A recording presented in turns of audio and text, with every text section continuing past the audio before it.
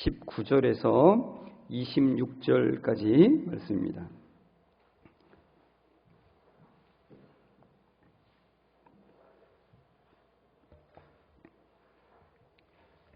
창세기 25장 19절에서 26절까지 말씀을 제가 봉독해 드리겠습니다.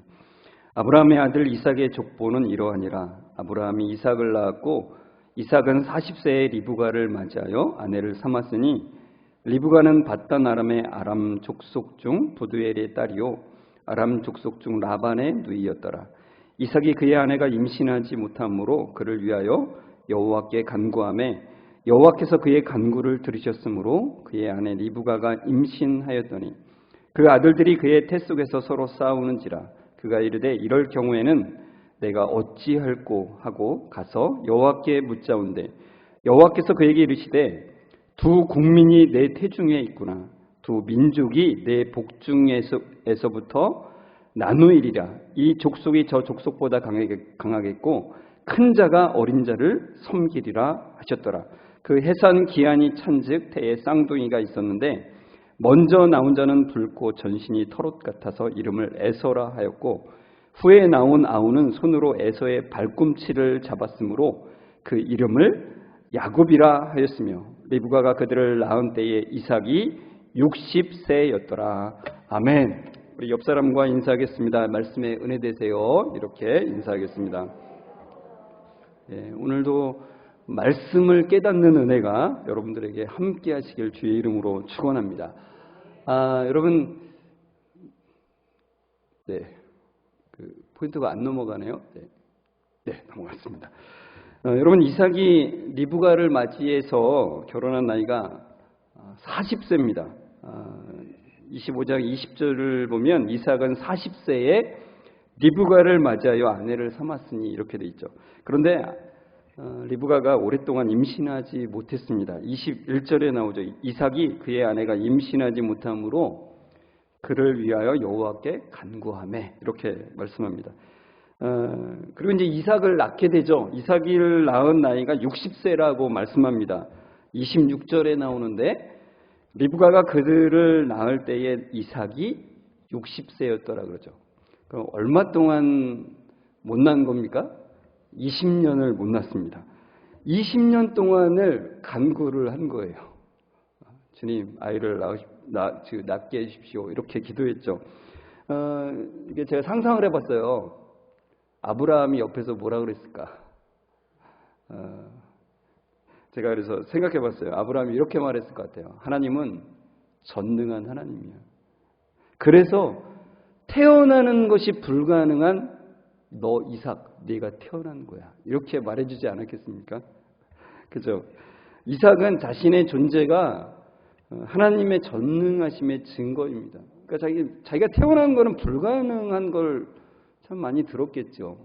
근데 그 불가능한 자신의 태어남이 이렇게 있을 수 있었던 것은 하나님의 전능하심을 보여주는 것입니다. 자, 그래서 결국은 하나님께서 20년간의 기다림 끝에 이삭과 리브가에게 그 아이를 주시죠. 그 아이가 한 명이 아니라 두 명이었습니다. 쌍둥이를 임신했는데 이 뱃속에 있는 두 아이가 싸우는 겁니다. 그래서 제가 상상을 해봤는데 상상을 많이 해야 됩니다. 우리가 말씀을 볼 때. 상상을 해봤는데 도대체 싸운다는 게 뭘까? 뱃속에서. 아이를 가져보신 분들은 아시겠지만 뭐 아이가 이제 그 뱃속에서 이제 발길질을 살짝 한다고 그러죠. 근데 그게 뭐 아플 정도는 아니지 않습니까? 아픕니까? 여쭤보는 거예요. 아프지는 않죠. 네, 아프지는 않다고 말씀하시는데. 근데 아무래도 이 두 아이가 싸우는 게 심상치는 않았던 것 같아요. 굉장히 크게 움직였던 것 같습니다. 창세기 25장 22절에 보면 이렇게 되어 있죠. 그 아들들이 그의 태 속에서 서로 싸우는지라. 그가 이르되 이럴 경우에는 내가 어찌할꼬 하고 가서 여호와께 묻자온대. 이렇게 됩니다. 그러니까 너무 심상치 않게 얘네들이 몸부림치는 거를 느낄 수 있었던 거고 도대체 이게 무슨 일인가 해서 여호와 하나님께 이제 묻게 되는 겁니다. 그때 여호와 하나님께서 리브가에게 참 놀라운 말씀을 해주시는 겁니다. 23절에 보시면은 여호와께서 그에게 이르시되 두 국민이 내 태중에 있구나. 두 민족이 내 복중에서부터 나누이리라. 이 족속이 저 족속보다 강하겠고 큰 자가 어린 자를 섬기리라 하셨더라. 두 나라가 내 몸 안에 있어. 두 백성이 내 몸에서 나누어질 거야. 한 백성이 다른 백성보다 강하고 형이 동생을 섬기게 될 거야. 이렇게 말씀하셨습니다. 형은 에서고 동생은 야곱입니다. 이 둘이 앞으로 어떻게 될지에 대해서 하나님께서 말씀을 이제 리브가에게 주신 것입니다. 근데 여러분, 큰 자, 즉 형이 어린 동생을 섬기리라고 하는 말씀은 사실 장자권에 대한 말씀입니다. 나중에 에서와 야곱이 성장을 했을 때 에서가 자신의 장자권을 이제 팥죽 한 그릇에 동생한테 팔게 되죠. 너무나 유명한 그 이야기라서 여러분 다 잘 알고 계실 겁니다. 여러분, 에서는 이때 이렇게 한다고 해서 이 장자권이 동생한테 넘어간다라는 생각을 못했겠죠. 그냥 이렇게 하고서 나중에 내가 받아야지 뭐 이렇게 꿍꿍이가 있었을 거라고 저는 생각이 듭니다. 여러분, 에서가 당연히 첫째 아들이었기 때문에 받아야 되는 장자권이었습니다. 그런데 하나님께서는 그 장자권을 동생 야곱이 갖게 될 것이라고 미리 말씀하시는 겁니다. 여러분, 장자권은 기본적으로는 사실 첫째 아들에게 주어지는 것인데 성경에는 이 장자권이 첫 번째 아들에게만 돌아가지 않는 일들이 너무나 많이 나와요. 그 첫 번째가 이제 아담이 낳은 첫 번째 아들이 가인이었는데 가인에게 장자권이 돌아간 게 아니라 누구한테 돌아갔어요? 셋에게. 셋이 장자가 되었습니다. 셋이 축복의 통로가 되어서 우리에게 이어지는 거죠. 그리고 노아의 첫 번째 아들은 야벳인데 야벳. 근데 첫째 아들이 아니었던 셈이 장자가 됩니다. 그리고 아브라함도 첫째 아들이 아니었습니다. 데라의 아들 아브라함도 첫째가 아님에도 그가 장자가 되죠. 그리고 아브라함의 아들 이스마엘이 첫째 아들임에도 불구하고 누가 장자가 됩니까? 이삭이 장자가 되고요. 그리고 야곱의 첫째 아들은 12명의 아들이 있었는데 첫째 아들은 르우벤이었죠. 근데 르우벤이 장자가 되지 않고 누가 장자가 됩니까? 어떤 분들은 가끔 유다로 알고 계신 분들이 있는데 요셉이 장자가 됩니다. 역대하의 말씀에 나오고요. 그리고 요셉의 아들 므낫세가 첫 번째 아들임에도 불구하고 둘째 아들 에브라임에게 장자권이 돌아가죠. 이 일화는 여러분 기억하실 거예요. 야곱이 이제 죽을 때가 다 되어서 이제 그 요셉이 두 아들을 아버지 야곱에게 데려가는데 이 야곱의 오른손 쪽에 므낫세를 데리고 오고 왼손 쪽에 에브라임을 데려왔는데 야곱이 어떻게 했습니까? 엇갈려서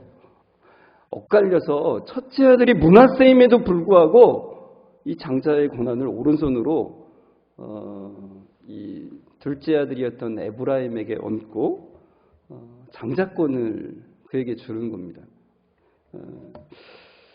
참 신기하죠. 왜 둘째 아들, 첫째 아들이 아닌 사람에게 이렇게 장자권이 돌아가는지 참 신기한데, 특별히 오늘 말씀은 이 에서와 야곱의 경우에는 하나님께서 그들이 태어나기도 전에 그 말씀을 해줬다는 게 너무나 독특한 거예요. 여러분, 이것에 대해서 로마서 9장에 말씀하는데요. 로마서 9장 12절에 13절에 이렇게 되어 있습니다. 리브가에게 이르시되 큰 자가 어린 자를 섬기리라 하셨나니 기록된 바 내가 야곱은 사랑하고 에서는 미워하였다 하심과 같으니라. 여러분, 야곱의 이야기를 통해서 하나님의 주권적인 은혜에 대해서 사실 설명하고 있는 말씀인데요. 참 이 말씀은 참 많은 사람들에게 해결할 수 없는 질문을 일으키게 하죠. 이 말씀을 보고서 그렇게 생각하는 사람들 많습니다. 다 정해놨네.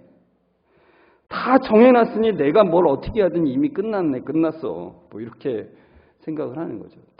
태어나기도 전에 야곱을 선택하시고 야곱을 사랑하시고 에서는 미워하고 끝났어. 뭐 이렇게 생각한다는 거죠. 근데 여러분 이 말씀은 참 이런 위험 요소를 안고 있음에도 불구하고 사도 바울이 이 구절을 통해서 표현하지 않을 수 없는 그 놀라운 것을 사실은 말하고 있다는 겁니다. 그게 뭐냐면 하나님의 헤세드예요. 헤세드. 하나님의 사랑이시죠. 변함없는 사랑. 하나님의 언약적 사랑. 하나님은 야곱을 사랑하시겠다고 하시고 그 사랑하신다라고 하신 그대로 하나님은 사랑하셨어요. 그 사랑은 실패할 수가 없는 사랑입니다. 왜냐하면 언약적 사랑이기 때문에. 하나님은 그 사랑하신다라고 맹세하시는데 무엇을 두고 맹세하신다고요? 하나님의 생명을 두고 맹세하시기 때문에. 영원하시고 전능하신 그 하나님의 맹세는 반드시 이루어져요. 변할 수가 없다는 것입니다. 그러니까 이것이 야곱의 인생을 푸는 열쇠라는 거예요. 야곱의 인생에 왜라고 하는 질문의 답은 오직 하나님의 헤세드예요. 도대체 하나님이 왜 야곱을 사랑하셨는가? 그러면서 우리가 막 분석을 해요. 야곱이 지혜로웠어.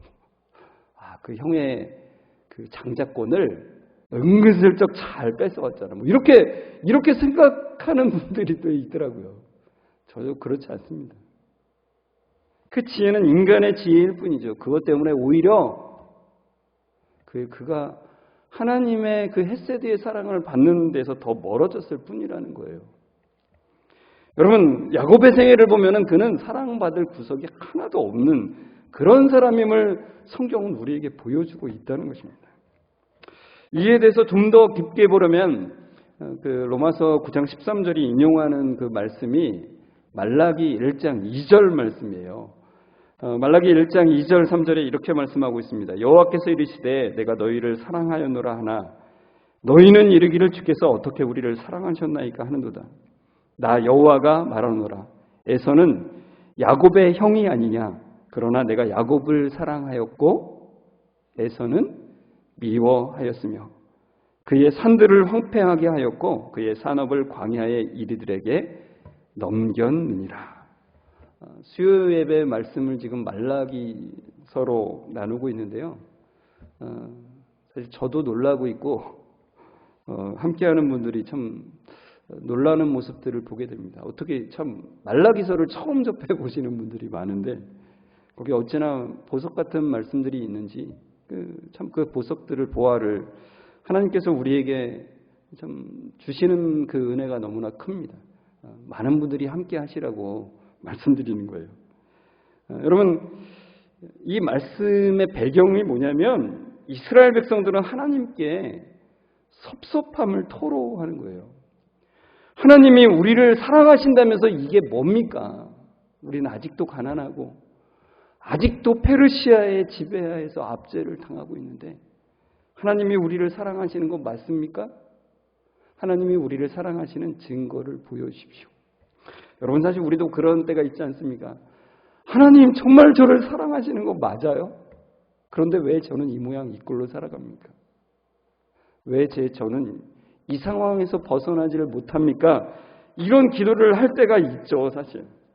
근데 하나님은 그들에게 내가 너희를 사랑해. 확실히 사랑해. 아무런 변화가 없이 너희를 사랑해. 그렇게 말씀하세요. 그러면서 이 에서와 야곱의 말씀을 하세요. 에서가 형이라도 하나님께서는 동생 야곱을 사랑하셔서 야곱을 장자로 세우셨다는 거예요. 여러분, 이 당시 상황에서는 사실 겉으로 보기에는 에서의 후예들이 잘 되는 것 같이 보였어요. 굉장히 에서의 후예들이 활발하고 여러 가지로 이득을 취하고 부흥하는 것처럼 느껴졌습니다. 그러니까 에서는 하나님이 사랑하시고 야곱의 후예들인 이스라엘 백성들은 미워하시는 것이 아닌가, 이런 생각들이 들었다는 겁니다. 그렇지만 하나님께서 그들에게 말씀하시는 건 그거예요. 너희는 눈으로 보여지는 것이 다가 아니라는 걸 봐야 돼. 그건 일시적인 것일 뿐이야 라고 말씀하시는 거예요. 실제로 에돔의 역사를 보면은, 에서의 후예인 에돔의 역사를 보면 그들은 결국 하나님의 황폐하심으로 말미암아 역사 속에서 멸망해서 사라져 버려요. 그러니까 그들은 여호와의 영원한 진노를 받은 백성들이 되고 마는 겁니다. 그러니까 이게 에서와 야곱의 차이라는 거예요. 그러니까 비록 역사의 과정에서 에돔 족속이 성공하는 것처럼 보일지 몰라도 하나님 없는 백성은 망할 수밖에 없다는 것을 하나님이 보이신다는 것입니다. 그러니까 그들의 성공과 영화, 뭔가 번성하는 것은 그 자체가 오히려 저주라고 말씀하신다는 것입니다. 그러니까 여러분, 우리 하나님은 한 번 사랑하신다라고 하면 끝까지 사랑하신 하나님. 그 백성을 향한 그 사랑의 짐을 지시는데 끝까지 그 짐을 내려놓지 않겠다라고 말씀하시는 하나님이시라는 거예요. 그러니까 하나님은 감정적으로 순간적으로 사랑하시는 하나님이 아니시라 언약에 근거한 사랑을 하시는 하나님이시라고 말씀하시는 거예요. 여러분, 제가 언약이라는 말을 굉장히 강조하잖아요. 너무너무 중요한 게 그게 변함없는 사랑이기 때문에 그래요.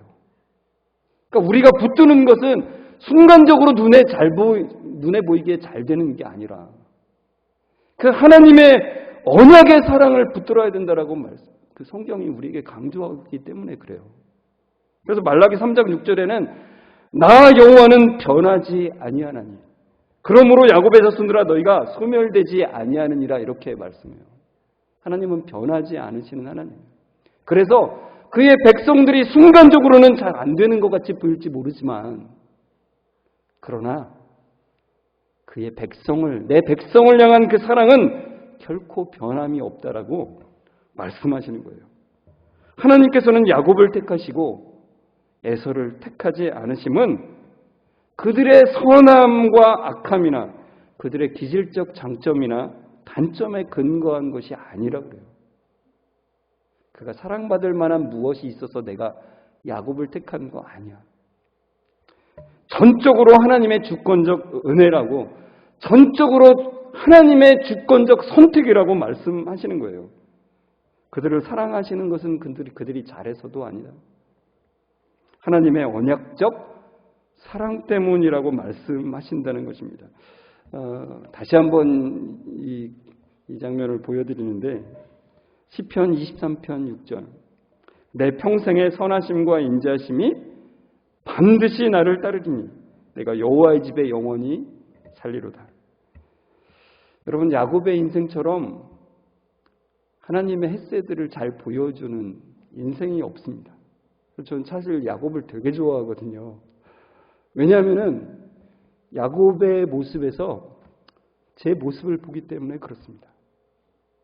너무나도 나름대로 하나님의 그 사랑을 받고자 애쓰는 그의 모습이, 그렇지만 자기의 욕심대로 그것을 했던 것을 깨닫는 그 야곱의 모습이 저의 모습이라는 것을 보기 때문에 그렇습니다. 여러분, 시편 23편 말씀을 보면서 제가 말씀드렸는데 기억하시는지 모르겠어요. 그 선하심과 인자심이 정녕 나를 따르리니 할 때 그 따르리니가 추격하다라고 하는 뜻입니다. 추격하다. 하나님의 인자심, 즉 하나님의 헤세드가 하나님의 변함없는 실패 없는 그 언약의 사랑이 야곱을 끝끝내 추격하셨어요. 절대로 놓지 않으시고 끝끝내 하나님의 사랑을 야곱의 인생을 통해서 증명하셨어요. 여러분, 야곱의 이름의 뜻이 무엇입니까? 남의 발목을 잡아 넘어뜨리는, 발목을 잡아서 나왔잖아요. 그래서 그의 이름이 야곱이에요. 근데 남의 발목을 잡는다는 게 좋은 뜻은 아니잖아요. 남의 발목을 잡아서 넘어뜨리는 참 비열한 인생이라는 거예요, 사실은. 근데 그가 그의 이름의 뜻대로 그렇게 살았어요. 속이는 인생이었고 자기의 욕심을 끝까지 밀어붙이는 고집스러운 인생이었어요. 그의 삶이 그렇습니다. 나름대로의 자존심으로 똘똘 뭉친 인생, 온갖 술수를 부리면서 살아남으려는 인생이에요. 나중에 에서를 만날 때 자기 살아남으려고 두 때로 나누어서 앞에 먼저 보내고 자기는 마지막에 가는 그런 인생이에요. 나름대로의 자존심으로 똘똘 뭉친 인생, 그런 인생이었다는 겁니다. 여러분, 야곱의 인생에는 이렇습니다. 성경은 우리에게 이 야곱의 모습을 보면서 우리들의 모습을 보라고 말씀해주고 있습니다.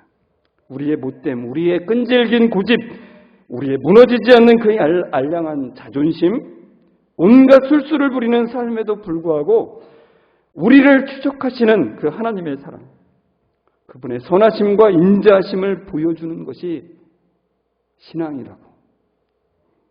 신앙은 여러분 자신을 증명하는 것이 아니라 하나님을 증명하는 거예요. 야곱의 삶은 그것을 보여주고 있습니다. 하나님께서는 야곱의 삶을 통해서 하나님의 헤세드를 증명하고 계신 거예요. 우리의 삶을 통해서도 하나님의 헤세드를 증명하고 계십니다. 로마서 9장 14절 16절에 보면 그런즉 우리가 무슨 말을 하리요? 하나님께 불의가 있느냐? 그럴 수 없느니라.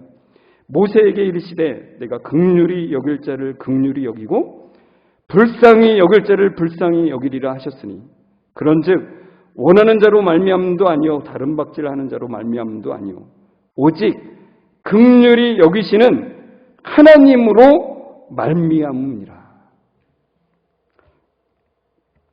여러분, 하나님께서는 사랑받을 구석이 아무것도 없는 그런 야곱을 사랑하셨습니다. 야곱이 긍휼을 받아야 할 자였기에 하나님은 야곱을 긍휼히 여기셨어요. 야곱이 불쌍히 여김을 받아도 할 자였기에 하나님은 야곱을 불쌍히 여기신 거예요. 그러니까 여러분 이 말씀을 잘 보십시오. 원하는 자로 말미암음도 아니고 이 말은 원한다고 해서 그 사랑을 베푸신 것이 아니라는 거예요. 다른 박질하는 자로 말미암음도 아니고 그것은 노력이 있다고 해서 능력이 있다고 해서 사랑을 베푸시는 것도 아니라는 거예요. 오직 긍휼히 여기시는 하나님으로 말미암았다는 거예요. 불쌍히 여기시는 하나님으로 말미암았다는 것입니다. 여러분, 성경의 관점은 우리의 관점을, 우리의 이성적 차원을 뛰어넘습니다. 우리의 이성으로는 하나님의 그 사랑과 그 계획을 다 파악할 수가 없어요. 그러니까 여러분 계시록 그 7장 9절에서 10절에 보면 이렇게 말씀하잖아요.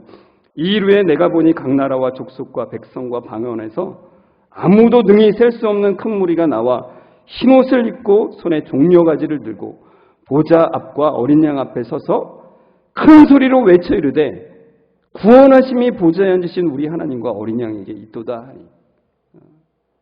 여러분, 이 말씀을 쉽게 보셔서는 안 됩니다. 그냥 저 하늘에 있는 사람, 아니면 나중에 그 미래에 그런 일이 있나 보다 이래서는 안 돼요. 하나님께서는 그의 택한 받은 백성들이 모두 다 지금 그 나라에서 이 찬양을 하고 있는 것으로 보고 계시다는 것입니다. 그러니까 여러분, 우리의 이성적 차원을 뛰어넘죠, 사실. 이해가 안 되죠. 그러니까 이 말씀은 우리는 이미 거기 가 있는 거예요. 거기서 지금 찬양하고 있는 거라고요. 여러분, 우리는 이런 안목으로 사실을 볼 수 있는 능력이 없죠. 그러나 하나님은 모두 보고 계시다는 거예요. 참 받아들이기 참 어렵죠. 하나님이 이미 다 정해놓으셨다고? 그럼 내가 할 게 없네. 이렇게 반응하는 자들은 에서와 같은 인생이라는 것입니다. 하나님과 관련 없는, 하나님의 백성과는 관련 없는 그런 삶을 살고 있다는 것을 증명하고 있다는 거예요. 그러나 여러분, 야곱은 사랑받을 자격도 없고 사랑받을 구속도 없었지만 그에게는 하나님을 갈망하는 은혜가 있었어요. 하나님을 갈망하는 은혜. 야곱은 하나님의 전적인 은혜가 아니고서는 아무것도 아님을 알아가는 길을 걷고 있었다는 것이죠. 좀 너무 자기 중심적으로 막 이리치고 저리치는 그런 삶이었지만 그가 하나님의 은혜가 아니고는 자신이 아무것도 아님을 알아가는 길을 걷고 있었다는 거예요.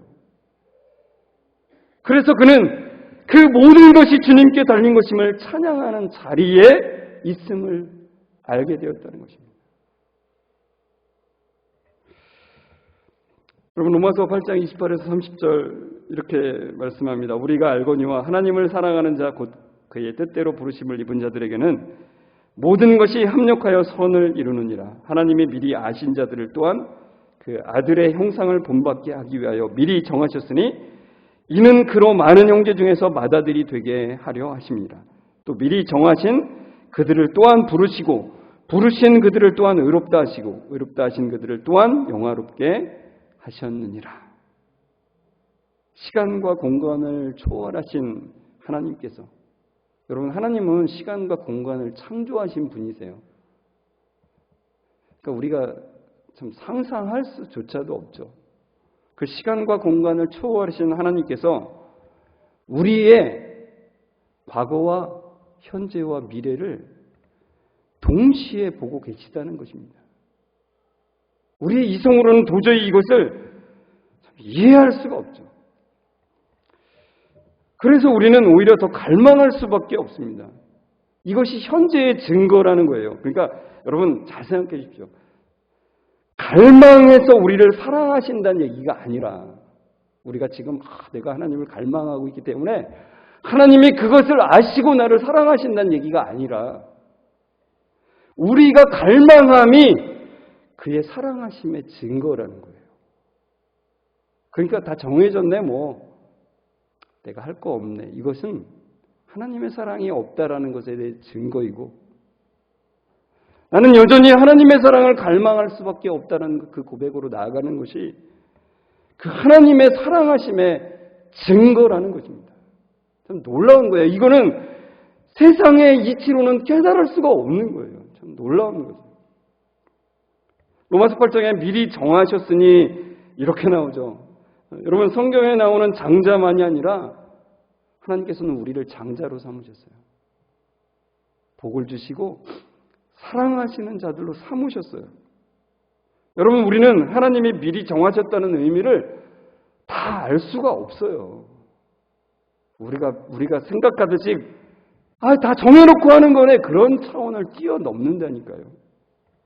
여러분, 시간과 공간의 제약을 받는 우리로서는 시간과 공간을 초월하시고 그 창조하신 그 하나님의 섭리를 다 이해할 수가 없는 거예요. 그러나 성경은 분명히 말씀하세요.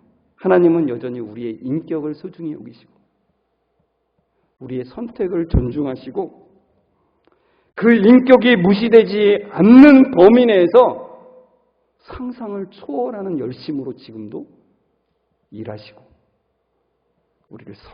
우리를 설득해 나가시는 하나님이시라는 거예요. 여러분, 결국 우리는 그 하나님의 사랑에 굴복하게 되는 것입니다. 믿음은 그 사랑에 굴복당하는 거예요. 하나님이 하셨음을 고백하는 것입니다. 그러니까 믿음은 그 사랑을 찬양할 수밖에 없는 거예요.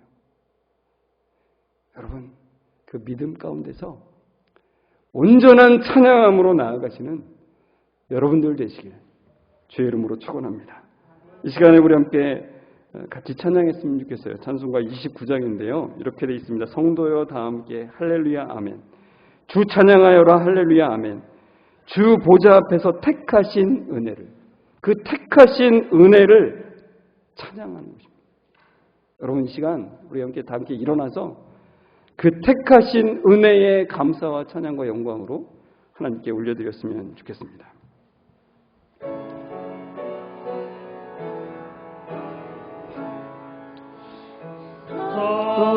성도여 다 함께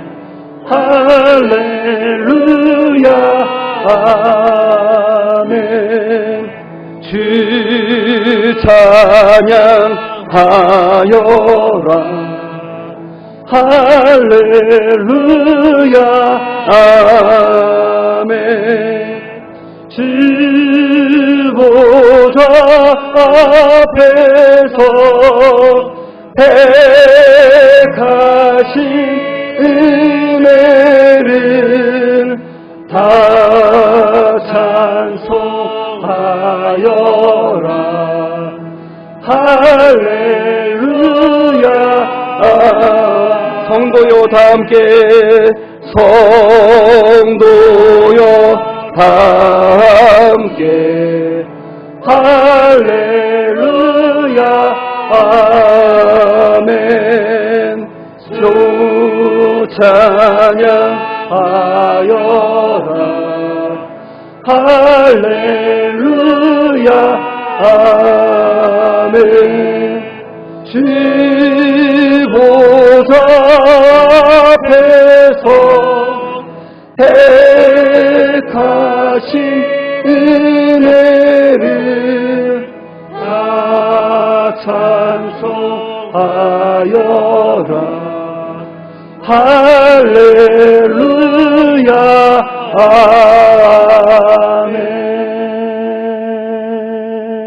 아멘. 하나님 아버지 감사합니다. 주님의 이름을 찬양합니다. 우리를 사랑하신다 맹세하시고 우리 안에 그 사랑을 부어주시니 감사합니다. 그 택하신 은혜에 감격하며 찬양합니다. 그 사랑을 다 알 수도 없고 다 감격할 수도 없습니다. 그러기에 온 마음으로 찬양할 수밖에 없습니다. 주님, 갈망함을 주시고 사랑의 마음을 주셔서 은혜를 구하게 하시는 그 사랑에 오늘도 하나님을 바라보며 나아갑니다. 우리 성도들 한 사람 한 사람 붙들어 주셔서 한 주간 살아갈 동안 택하신 은혜를 더 깊이 생각하게 하시고 전심으로 찬양하는 삶이 되게 하여 주옵소서. 한량없는 주님의 사랑에 감격하는 삶이 되게 하여 주옵소서. 예수님의 이름으로 기도드리옵나이다. 아멘. 우리 주 예수 그리스도의 은혜와 하나님의 사랑하심과 성령님의 교통하심이 주 보좌 앞에서 그 택하신 은혜를 전심으로 찬양하기를 원하며 나아가는 우리 성만교회 모든 성도들과 그 가정 위에 지금부터 영원까지 함께 있을지어다. 아멘.